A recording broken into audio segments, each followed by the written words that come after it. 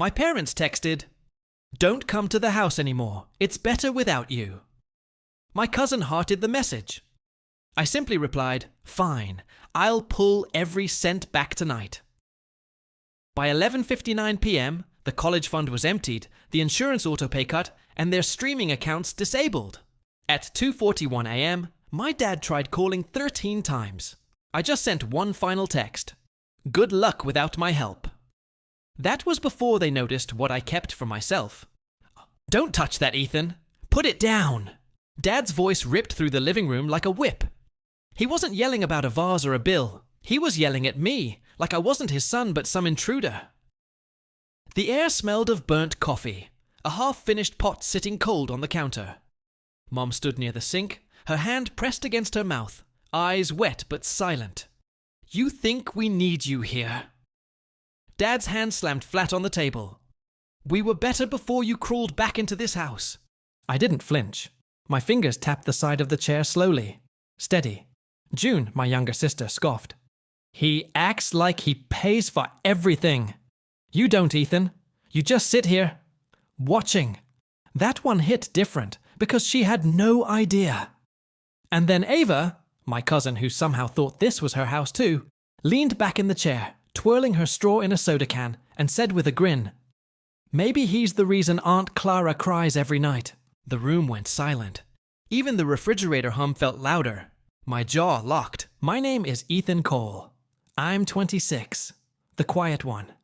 The son who never shouts, never throws a glass, never storms out. For years, I've been the background noise of this house. The one nobody defends. The one everyone uses. If bills were late, I paid them. If someone needed help, I stepped up. But instead of thanks, I became their punching bag. I don't argue back anymore. My silence is heavier than their yelling, and I know it. Silence makes people nervous, because silence remembers. And truth is, I've been holding something they don't know.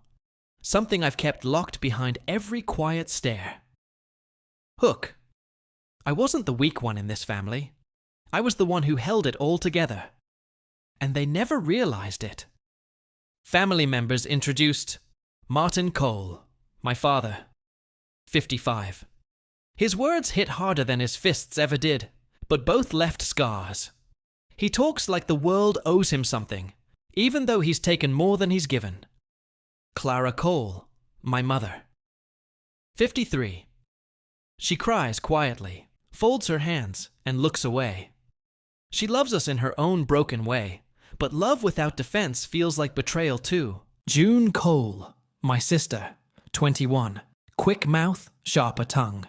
She's had everything handed to her, but still complains like she's been robbed. Ava Reed, my cousin, 24. Supposed to be a guest, feels more like a parasite.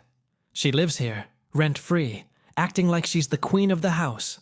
And in that fight, their personalities showed like neon signs. Dad dismissed me with a wave like I was a fly. June cut in every time I opened my mouth. Mom's silence filled the spaces no one wanted to hear. Ava laughed in the background like she was watching late-night TV. Hook, but beneath the noise I could see it. One of them was hiding something big. It all boiled down to money. It always does. "You act like you carry us," Dad snapped. "You don't. We've managed just fine without you before." I leaned back, voice steady. "Then whose name is on this house, Dad? Not yours. Mine." His jaw tightened. June blinked, caught off guard. Mom looked down at the floor. "Don't twist this," Dad barked. I didn't raise my voice. "The mortgage payments you brag about, that's my account. The insurance that keeps you covered, I set that up. June's tuition? Guess whose paycheck it came from?" No one moved. June's face drained color. Ava shifted uncomfortably, muttering, "If he pulls out, we're done." Hook. That slip from Ava told me what I already knew. They weren't angry at me. They were terrified of losing me. The living room turned into a battlefield. Everyone spoke over each other. "You think we owe you now?" Dad roared. "You're pathetic," June snapped. Mom whispered, Please, don't start this. Ava laughed. He's bluffing. He needs us more than we need him. But I didn't move. My calmness pressed down on them harder than shouting ever could. I let the storm crash around me. Then I said, slow and controlled, "You don't hate me. You hate that I'm the only reason this family hasn't collapsed already." The room froze. Their anger dimmed into something else. Fear. I remembered 16-year-old me. Summer job at a diner, greasy apron, long shifts. I saved every dollar for college. I had nearly $3,000 in a shoebox. One night, it was gone. Dad had taken it. He called it a family emergency. Later, I found out he'd lost it gambling. I begged for it back. He laughed, patting my shoulder. "Your pay is living under my roof, son." I never forgot that night. Not his laugh. Not Mom's silence as she folded laundry, pretending not to hear. "Tell them, Mom," I said, eyes on her. Her hands trembled. "Ethan, please, tell June why she never had to work while studying. Tell Ava why she never paid a cent to live here. Tell Dad why his insurance never bounced." June turned to her, wide-eyed. Ava sat up straighter. Mom broke. Her voice cracked. It was Ethan. All of it. The money. The bills. Everything. The room exploded. June shouted. Ava cursed. Dad's fist hit the table so hard the wood groaned. And me? I just leaned back, finally letting the truth echo. I'd known all along. But I waited until the perfect moment to burn the lie down. Chaos, screaming, accusations. The air thick with betrayal. June screamed, "You lied to us!" Dad snarled, "You ungrateful!"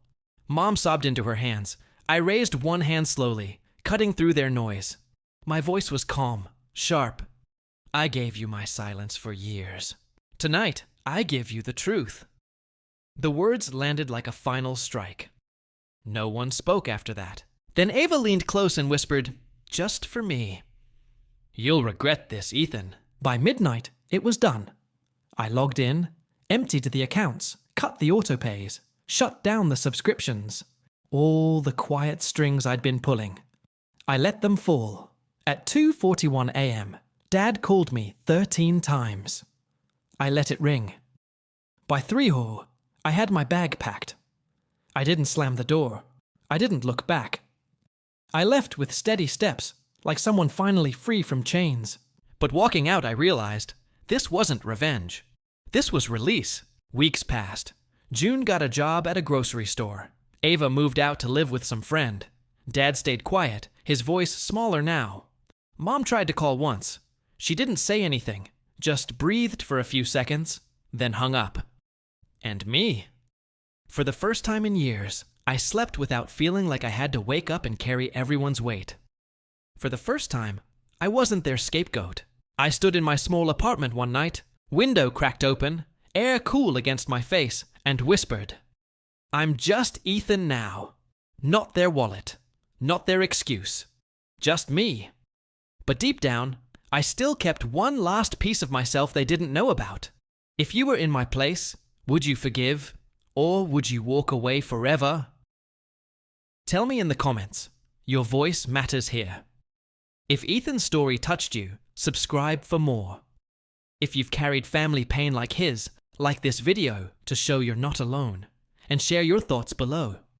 Because sometimes strangers understand us better than blood.